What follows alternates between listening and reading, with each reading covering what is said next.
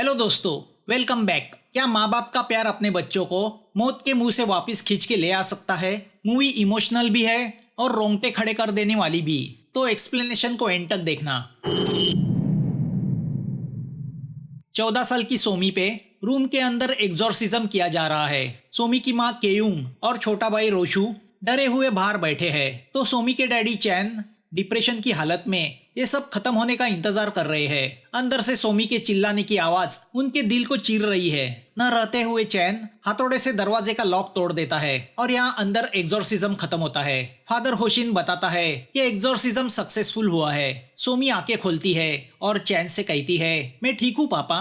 ये तभी अचानक सोमी को पैनिक अटैक आता है। होशिन को समझ में नहीं आता ये अचानक क्या हुआ। सोमी का हार्ट रुक जाता है और वो वहीं पे दम तोड़ देती है। चैन उसे पंपिंग करके वापस लाने की कोशिश करता है, मगर सोमी मर चुकी है। सोमी जो एक एस्ट्रोनॉट बनना चाहती थी, वो अपने पापा से बहुत प्यार करती थी। रात को खाना खाने के बाद छत पे बैठ के नए स्टार्स को एक्सप्लोर करना दोनों का शौक था। स्टार्स को देखते देखते सोमी अपने पापा से सवाल करती थी कि जिस तरह आसमान का हर स्टार कभी ना कभी मरता है, क्या मैं भी एक दिन मर जाऊंगी? चैन एक हार्ट सर्जन था। वो जानता था सोमी का हार्ट वीक है, तो उसके लिए इस सवाल का जवाब देना भी मुश्किल था। अपनी बेटी को वो कभी मरते हुए नहीं देख सकता था। उसका एक ही जवाब होता था, तुम इन तारों से ज्यादा जियोगी। और आज उसी पैरी बेटी की लाश उसके सामने पड़ी थी। वो बस बेबस होके उसे देख रहा था। सोमी के मौत की वजह कार्डियक अरेस्ट लिखी गई। वेल नोन हार्ट सर्जन की बेटी की मौत हार्ट फेल से हो, इससे बड़ी ट्रेजेडी और क्या हो सकती है। 4 महीने पहले ही सोमी की हार्ट ट्रांसप्लांट सर्जरी हुई थी और बदकिस्मती की बात यह है कि वो सर्जरी चैन ने ही की थी। अब सोमी का फ्यूनरल सेरेमनी रखा जाता है। रिवाजों के अनुसार ये सेरेमनी 3 दिन का होता है। केयुंग इसी बात पे रो रही है कि सोमी की सर्जरी तो सक्सेसफुल रही थी, फिर अचानक ये क्या हुआ। फ्यूनरल डायरेक्टर चैन से कहता है कि वो चाहे तो सोमी को आज ही दफन कर सकते हैं, मगर सोमी की दादी इसके लिए तैयार नहीं। वो अपनी नाती को पूरे रिवाजों के साथ अलविदा करना चाहती है और उसी वक्त मॉर्ग का कूलिंग सिस्टम भी खराब हो जाता है। अटेंडेंट चैन से कहता है मौत के बाद बॉडी अकड़ जाती है, मगर सोमी की सिर्फ एक मुट्ठी ही अकड़ गई है। कोशिश करने पर भी वो खुल नहीं रही। तो अब चैन सोमी की मुट्ठी को अपने हाथ में लेता है तो वो अपने आप खुल जाती है, जिसमें रखा हुआ पोलारिस का ब्रेसलेट दिखाई देता है, जो कुछ ही दिनों पहले चैन ने सोमी को गिफ्ट किया था।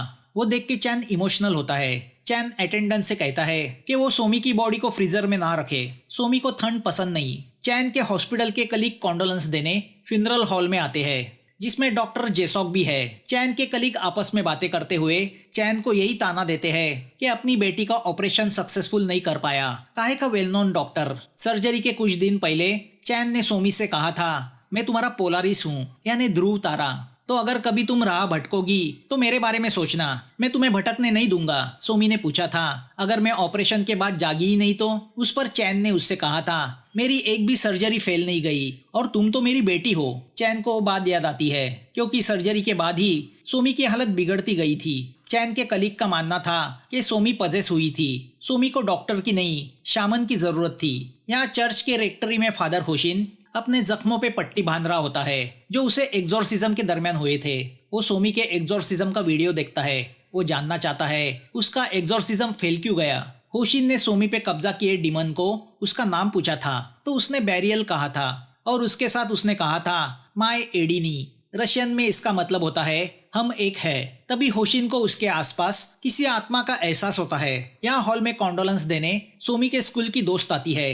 खाते वक्त एक लड़की कहती है कि सोमी पजेस की तरह बर्ताव कर रही थी, उसने उनके एक दोस्त पे हमला भी किया था, वो जरूर नरक में जाएगी। मगर उस लड़के का कहना था कि जिसने हमला किया वो सोमी नहीं, उसके शरीर के अंदर कोई और था। सोमी ने इसी तरह अपनी ही माँ को टब में डुबो के मारने की कोशिश भी की थी। चैन ने आइन वक्त पे आके उसे रोका था। तब बेकाबू सोमी के मुंह से यही बात निकली थी, जान बचाने वाला डॉक्टर जब जान लेता है तो यही होता है। तभी स्कूल की उस लड़की के गले में कोई चीज अटक जाती है। चैन उसके पेट को दबा के वो चीज बाहर निकालता है। वो किसी लड़की के बाल होते हैं। यहाँ मॉर्ग में कूलिंग सिस्टम चालू हो जाती है। सोमी की बॉडी को फ्रीजर में डाला जाता है, मगर फ्रीजर का दरवाजा खुल के बॉडी अपने आप बाहर आती है और वो वहाँ के अटेंडेंट को डराती है। तो यहाँ फ्यूनरल हॉल में चैन सो रहा होता है कि अचानक हवा बहने लगती है और वहाँ सोमी आती है।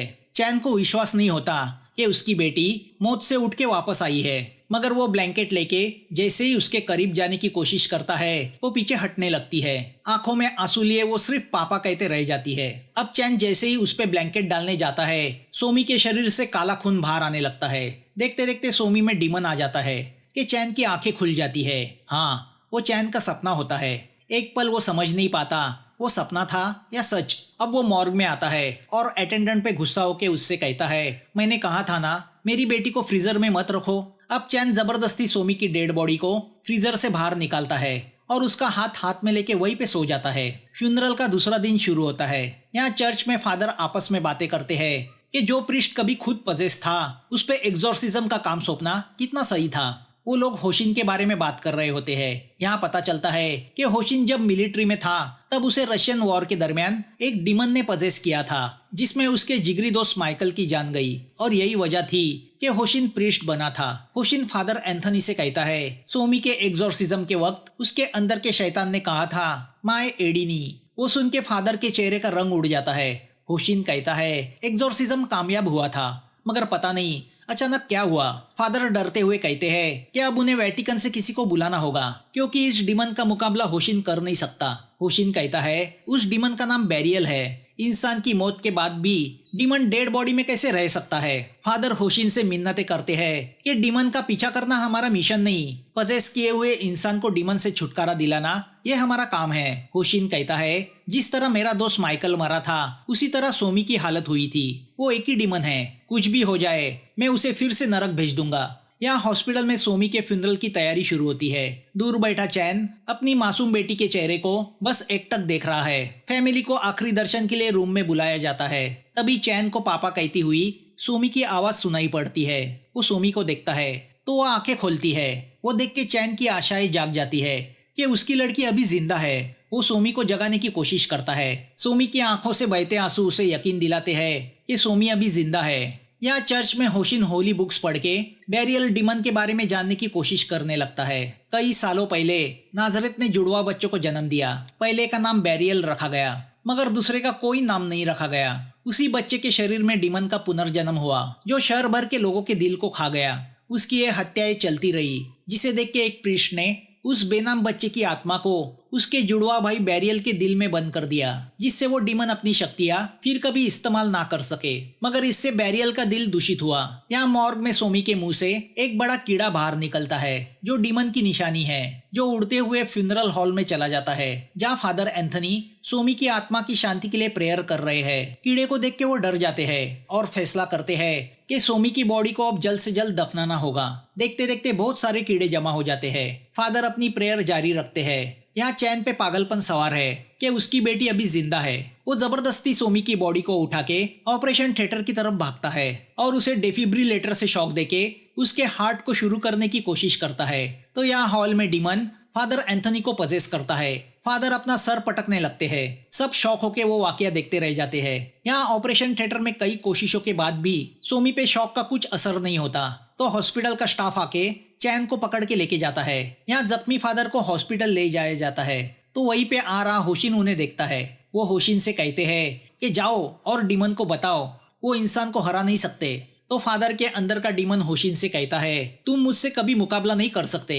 यहाँ पागलपन सवार हुए चैन को केयूंग एक थप्पड़ लगा के कहती है हमारी बेटी मर चुकी है, अब वो वापस नहीं आएगी। अब मॉर्ग का अटेंडेंट सोमी की बॉडी को फिर से फ्रीजर में डाल रहा होता है कि वहाँ होशिन आता है। वो होली वाटर निकाल के सोमी की बॉडी पे छिड़कता है। होशिन को रोकने चैन वहाँ आता है मगर तभी होली वाटर अपना असर दिखाना शुरू करता है। सोमी के अंदर बसा डीमन अपना रूप दिखाने लगता है। होशिन चैन से पूछता है सोमी के शरीर में ट्रांसप्लांट किया हुआ हार्ट वो कहाँ से लाया, क्योंकि डीमन उसी हार्ट में था। वो सोमी का शरीर इस्तेमाल करके फिर से जन्म लेना चाहता है। मौत के 3 दिन बाद वो इस दुनिया में आएगा और सबसे पहले फैमिली मेंबर को मारेगा। वो सोमी नहीं डीमन होगा। अभी उसका इलाज नहीं किया गया तो अंजाम बहुत बुरा होगा। हमें सोमी की बॉडी को जलाना होगा। मगर चैन इस बात को मानने को तैयार नहीं। अब चैन को याद आता है कि जेसॉक ने उसे बताया था कि सोमी के ब्लड ग्रुप से मिलता हार्ट उन्हें मिला है मगर उसके लिए उस पेशेंट को मारना होगा। वो पेशेंट लड़की आग में जलने की वजह से मौत से जूझ रही थी। होशिन इस बात के लिए राजी नहीं था मगर बेटी के प्यार ने उसे वो जुर्म करने पे मजबूर किया। एक जिंदा लड़की का हार्ट निकाल के उसे सोमी के शरीर में ट्रांसप्लांट किया गया। चैन को होशिन की बात याद आती है कि उसी हार्ट के जरिए डीमन ने सोमी के शरीर में प्रवेश किया है। अब चैन जेसॉक की पिटाई करके उससे पूछता है वो लड़की कौन थी जिसका हार्ट हमने सोमी को लगाया। जेसॉक से उस लड़की का पता मिलते ही चैन वहाँ जाने निकलता है। वो रशियन लड़की फायर इंसिडेंट की विक्टिम थी। वो और उसकी माँ रशिया से कोरिया आए इलीगल इमिग्रेंट थे। माँ का नाम टेरेसा था तो लड़की का नाम वोल्गा। चैन टेरेसा को ढूंढते हुए उस रशियन पब जाता है, मगर वहाँ के गुंडे उसकी पिटाई करके उसे बेहोश करते हैं। अब चैन की आंखें खुलती है तो वो एक पिंजड़े में चेन से बंधा पड़ा होता है। टेरेसा उससे कहती है, तुम अपनी बेटी को अब नहीं बचा सकते। टेरेसा एक कल्ट ग्रुप की मेंबर थी जो डीमन की उपासना करते थे, जिनका मोटिव डीमन को इस दुनिया में लाना यही था। प्राचीन काल से पुनर्जन्म के इंतजार में पड़े बैरियल के सीड को ब्लैक रिचुअल के जरिए टेरेसा ने वोल्गा के हार्ट में संजोया। वोल्गा की मौत के 3 दिन बाद बैरियल के सीड के अंदर बसा डीमन उसके शरीर के जरिए इस दुनिया में फिर से पुनर्जन्म लेगा। मगर रिचुअल के बाद हाथापाई में वहाँ आग लग गई। वोल्गा का शरीर 90% जल गया, जिससे 3 दिन पहले ही उसकी मौत पक्की थी। तो टेरेसा को नए शरीर की तलाश थी और सोमी के रूप में उसे वो मिला। टेरेसा चैन से कहती है, तुम इसलिए खुश थे कि तुम्हारी लड़की को हार्ट मिला, तो हम इसलिए खुश थे डीमन को एक नया शरीर मिला। अगर डीमन तुम्हारी लड़की के शरीर में है तो इसका मतलब है वो जिंदा है, मरी नहीं। तभी चैन को ढूंढते हुए होशिन वहाँ आता है। पब के गुंडे उसे रोकने की कोशिश करते हैं, मगर चूंकि होशिन सोल्जर रह चुका है तो वो उन्हें मार गिराता है। टेरेसा चैन को मारने जाती ही है कि वहाँ होशिन पहुँचता है। वो होली मंत्र पढ़ना शुरू करता है, जिससे टेरेसा बेबस होकर वहीं पे गिरती है। होशिन उसके सर पे हाथ रख के उससे डीमन का नाम पूछता है। मंत्रों की मार से मजबूर होके टेरेसा डीमन का नाम बताती है। वो होता है इग्माइल। टेरेसा वहीं पे मर जाती है। होशिन चैन से कहता है, डीमन तुम्हें इस्तेमाल कर रहा है, हम सोमी के शरीर को जला के उसे मात दे सकते हैं। मगर चैन उसकी एक नहीं सुनता। होशिन उसे रोकने कार से जाने लगता है तो डीमन उसका रास्ता रोकता है।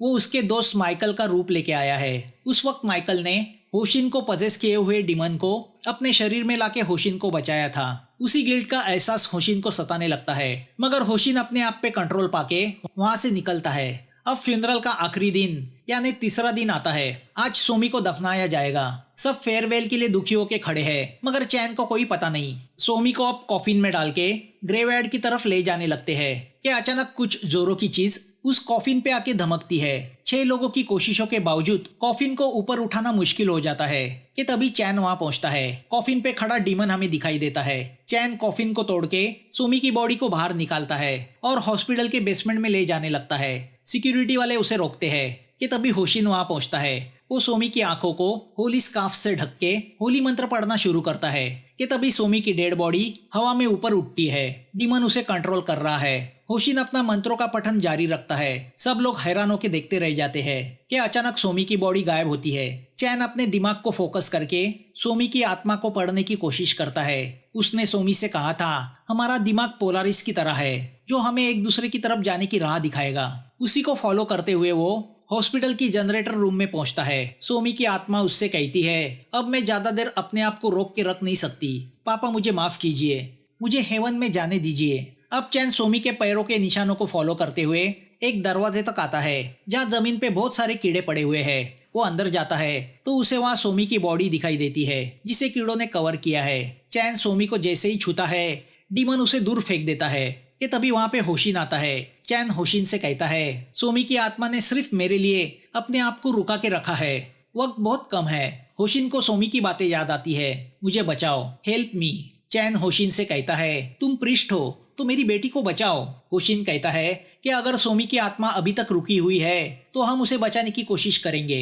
होशिन बैग से सभी होली चीजें बाहर निकाल के एग्जॉर्सिज्म की तैयारी शुरू करता है। वो चैन से कहता है, जब तक मैं विधि करता हूँ तब तक तुम बाइबल का पठन जारी रखना। डीमन तुम्हें बहकाने की कोशिश करेगा, मगर तुम उसके झांसे में मत आना। होशिन चैन पे होली वाटर छिड़कता है और उससे कहता है, अपने विश्वास पे भरोसा रखो। अब होशिन एग्जॉर्सिज्म का विधि शुरू करता है। वो जैसे ही सोमी की बॉडी पे होली वाटर छिड़कता है डीमन अपना अस्तित्व दिखाना शुरू करता है। होशिन सोमी के सर पे क्रॉस रख के डीमन को सामने आने कहता है। रूम की दीवारें हिलने लगती है, पूरी रूम कीड़ों से भर जाती है। चैन को बाइबल के शब्द धुंधले दिखाई देने लगते हैं। वो डीमन के माया जाल में फंस जाता है। तभी होशिन होली बेल बजाना शुरू करता है तो डीमन उसे घायल करने लगता है। चैन को वहम होने लगता है कि उसका हार्ट निकाला जा रहा है। जेसॉक उससे कहता है, तुम्हारी बेटी मर चुकी है, अब डीमन को तुम्हारा शरीर चाहिए। तो यहाँ होशिन डीमन को सोमी के शरीर से बाहर आने का हुक्म देता है। तभी डीमन के माया जाल में फंसा चैन स्कैल्पेल उठा के होशिन को मारने जाता है। फिर भी होशिन मंत्रों का पठन जारी रखता है तो सोमी की आत्मा आके चैन को रोकती है। चैन होश में आता है। अब होशिन डिमन का नाम लेके उसे आदेश देता है, इग्माइल, सोमी का शरीर छोड़ दो। मगर अगले ही पल डिमन होशिन को जमीन पे पटक देता है। होशिन बेहोश हो जाता है तो अब बेबस चैन डिमन से कहता है, मेरी बेटी का शरीर छोड़ के मेरे शरीर में प्रवेश करो। डिमन चैन से कहता है, अगर तुम अपनी बेटी को बचाना चाहते हो तो अपने हार्ट को मेरे हवाले करो। चैन सोमी को सॉरी कहते हुए स्कैल्पेल को अपने हार्ट में घुसा देता है। अब सोमी के शरीर से डिमन बाहर निकलता है और चैन के शरीर में प्रवेश करता है। तभी वहाँ पे केयुंग पुलिस के साथ पहुंच जाती है। केयुंग जैसे ही सोमी को छूती है उसे पता चलता है सोमी की सांसें चल रही है। सोमी को इमरजेंसी रूम ले जाया जाता है। डॉक्टर उनसे कहता है सोमी के सब रिपोर्ट नॉर्मल है, वो जल्दी ही होश में आएगी। दूसरी ओर होशिन को भी होश आता है। वो कीड़े का पीछा करते हुए हॉस्पिटल की टेरेस पे आता है जहाँ चैन खड़ा है। उसके अंदर का डिमन उसे अपनी फैमिली को मारने का आदेश देता है क्योंकि डिमन सबसे पहले पजेस इंसान की फैमिली को खत्म करता है। तभी होशिन वहां पहुंचता है मगर चैन अपने आप को टेरेस से नीचे झोंक देता है। जैसे ही वो नीचे खड़ी कार पे गिरता है वो अपनी बेटी को याद करके कैसे वैसे लाइटर निकाल के कार से लीक हो रहे पेट्रोल पे डाल देता है। कार में ब्लास्ट होता है जिसमें चैन की बॉडी जल के राख हो जाती है। शैतान को फिर से नरक भेजने का वही एक उपाय था। शैतान के जाते ही सोमी आंखें खोलती है। अब एक साल गुजरता है। केयुंग अपने दोनों बच्चों के साथ चैन के मेमोरियल आती है क्योंकि आज चैन की बरसी है। तभी होशिन भी वहाँ आता है। सोमी होशिन से कहती है, मुझे सब कुछ तो याद नहीं मगर इतना याद है मेरी मौत के बाद भी मेरे पापा मुझे पुकार रहे थे। उन्हीं के प्यार और बलिदान ने मुझे ये नई जिंदगी दी है। काश के उनके बदले मैं मर जाती। होशिन उससे कहता है, तुम्हें तुम्हारे पापा का सपना पूरा करना है, तुम्हें एस्ट्रोनॉट बनना है, तुम्हारे पापा हमेशा तुम्हारे आसपास रहेंगे। मूवी यहाँ खत्म होती है। दोस्तों, अगर वीडियो अच्छा लगा हो तो लाइक करना, हाइप करना, सब्सक्राइब नहीं किया हो तो सब्सक्राइब करना। फिर मिलेंगे नए वीडियो के साथ। Thanks for watching.